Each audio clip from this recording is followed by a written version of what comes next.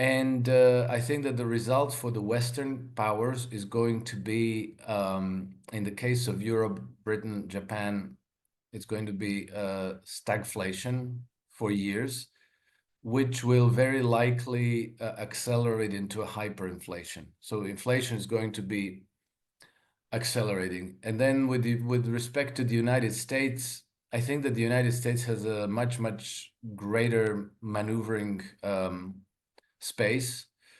So inflation is going to be inevitable. But in the case of the United States, maybe it won't be stagflation. Maybe the United States will muster some good economic growth because it can.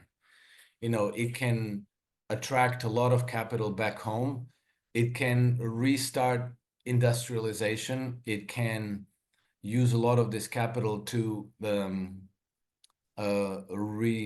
renovate its stock of infrastructure. Its infrastructure stock. The bridges are falling down, the railroads are falling down, you name it. There's a lot of work to be done, and there's a lot of capital with which that work can be done. And so I think with the Trump administration that there's a good chance that they're going to ramp up the economic machine that is going to hum along.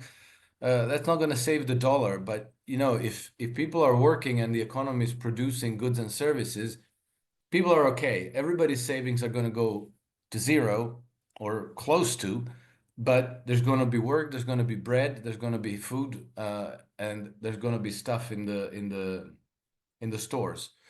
In Europe, I think we're going to see a much more serious crisis, much more serious crisis with not only inflation but also a recession at the same time. Wow. So you haven't disappointed.